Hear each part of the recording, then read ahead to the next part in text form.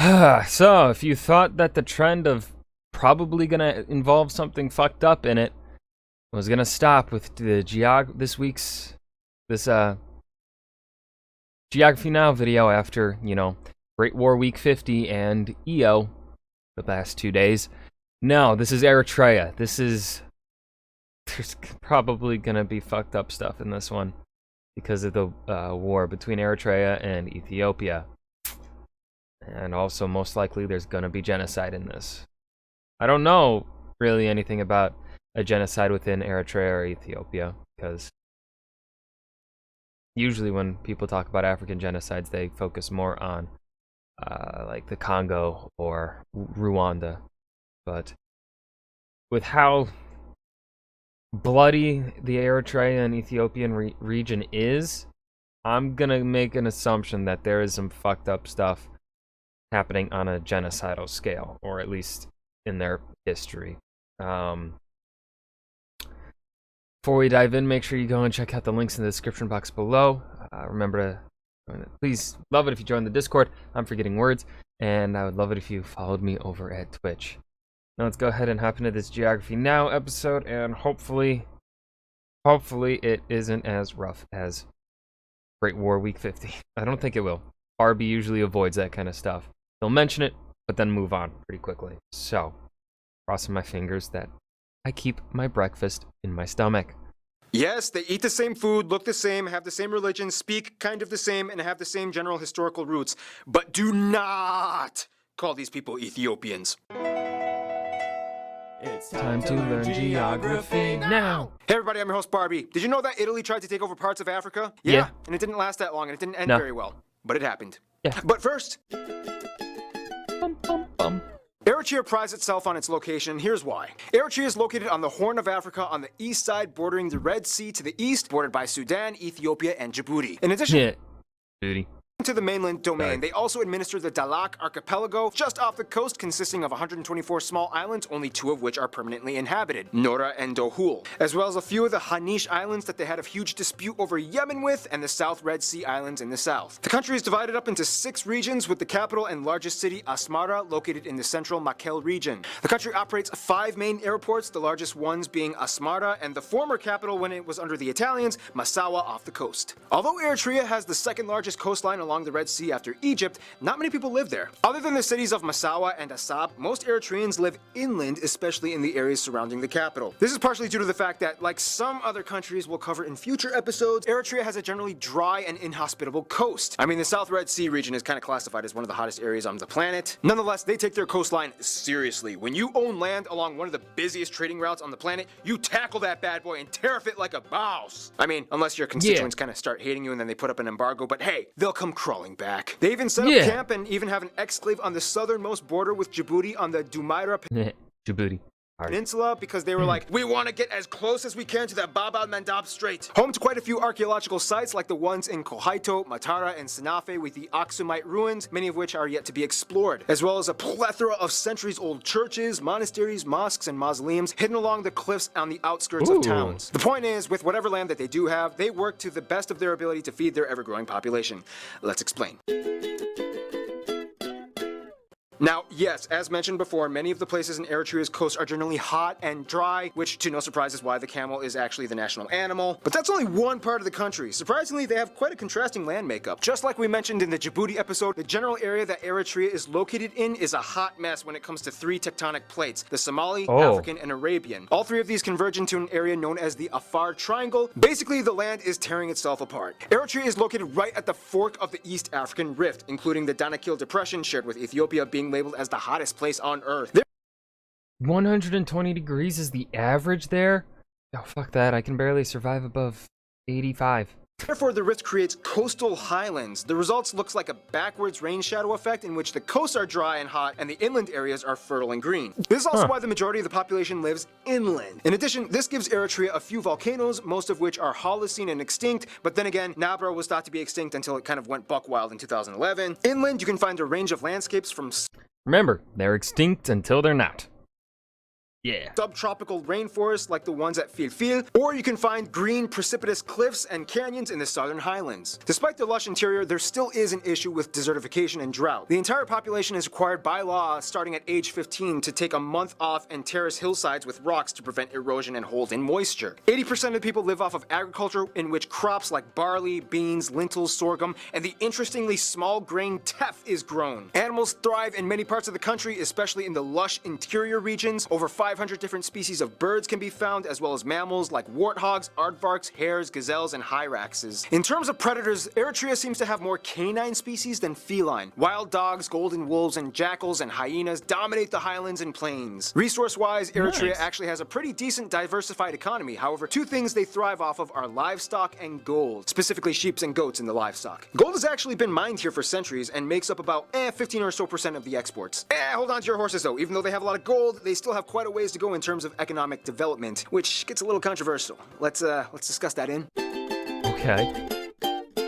Okay, so like mentioned before, Eritreans and Ethiopians will admit that they both have incredibly similar cultures, traditions, belief systems, and even language structures. In every reasonable sense, they are kind of like cousins. However, do not call Eritreans Ethiopians. First of all, the country has about 6.5 million people and has doubled its population since the 1990s. The country is made up of 9 distinct ethnic groups, the largest ones being the Tigrinya at 55% and Tigray at 30%, and the remainder come from groups like the Saho, Kunama, Bilen, Rashaida, and others. Eritrea is one of the only 2 countries that uses Okay, so actually an African country where there isn't even like a 1% others category. That is interesting. the only indigenous African writing system in the world that's still used, which, by the way, side note, An abugida is an alpha-syllabic writing system similar to Arabic and Hebrew Who's this that guy? incorporates consonant vowel clusters into Where's syllable character misinformation? units.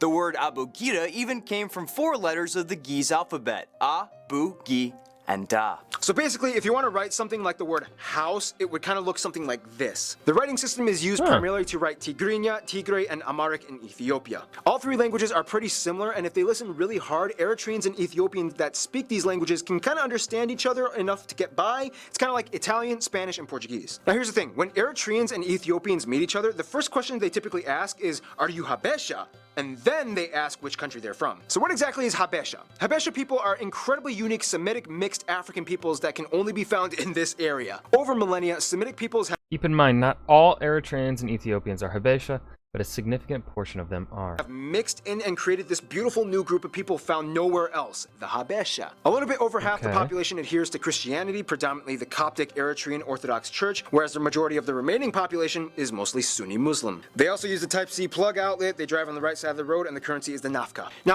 Hear that, Britain? The right side of the road. The right.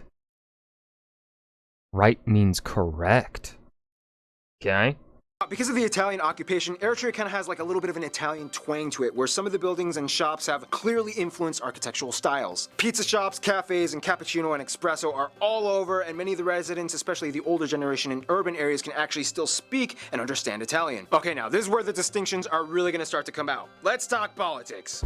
Oh no. Eritrea kind of gets a bad label from the West because of some of the harsh policies that the government adheres to. Some even have gone so far as to label it as the North Korea of Africa. In the simplest way I can put this, the modern-day area of Eritrea was most likely the site of the ancient land of Punt. Fast forward after centuries of other empires and nations taking over until they finally got their independence from Ethiopia in 1993. Guys, I'm on a time constraint. We don't have time for full historical lessons. Just look it up yourselves. Basically, to this day, Isaias Afwerki has been the president since independence in 1993, and the country operates in a strange one-party system that has, how can I put this, rather intense social policies. Everybody, male or female, are required to serve military conscription by the age of 18 and continue with national service. It's estimated that about a third of the country's military in the war against Ethiopia were actually women. Originally, national service was supposed to be for 18 months, but the policy changed, and now it's kind of like an indefinite amount of time until the government deems complete. This has been a huge hotbed of controversy for many of the citizens, since some have ended up serving for years and really have no say in it. This has also caused quite a few Eritreans to leave on a daily basis to avoid the conscription laws. The government defends itself by saying that they strongly emphasize the strength and wealth of a unified nation that works moving forward together. This is also one of the reasons why Eritrea doesn't accept most forms of foreign aid, believing that handouts will enable the citizens into an unhealthy dependency. The government has actually kind of done a relatively good job at prioritizing the national budget towards education and health, though. This has in return helped them reach Man, it'd be nice if we did that over here. Their goals of essentially eradicating polio and most cases of malaria in the entire country. The problem, though, is that there's almost no economic movement, especially in the private sector, with an average annual income of around $600 a year. So essentially, the people are fairly healthy, but poor. Cycling is a popular sport out here, though, and they actually host one of the most difficult routes in the world, the Asmara Karen Road. A lot of people from all over the world like cycling that road for some reason. Let's talk more about the people who are kind of interact with this country, shall we?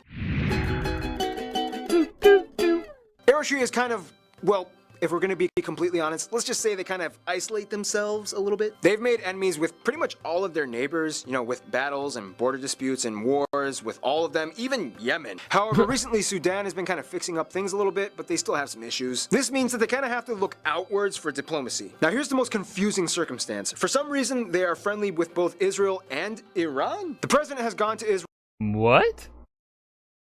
for medical treatments and conducts business with them well, but also has visited the president of Iran and has made friendly ties with them. But they are also an observer state of the Arab League. So essentially, they do have some friends, but they just can't be in a room with all their friends at the same time. Some Eritreans might say that on a fiscal level, Qatar and China might be their close friends, but not necessarily their best, since they've invested heavily in their commerce and business. It's complicated. Their best friends. Yeah, well, Eritrea, by their own admittance, didn't, or well, by the president's dictate or whatever his he serves as, admittance doesn't really accept foreign aid because he doesn't want to be dependent, and because you don't accept foreign aid, you know, people aren't gonna really want to deal with you because they can't influence you as well that way. They can't give you money, right?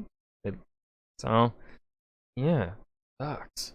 Are kind of themselves, honestly. In conclusion, yes, Eritrea has some issues, no denying that, but it's also a land overflowing with deep ancient history infused with Semitic, African influences, coastal sea lovers, with a few leftover shavings of Italian spice mixed in there.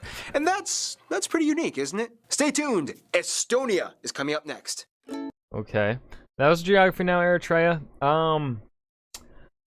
I think I would have liked it if he dived a bit more into the history, but I think I understand why they don't.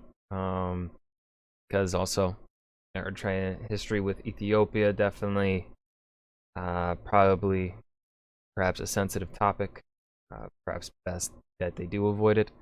Nothing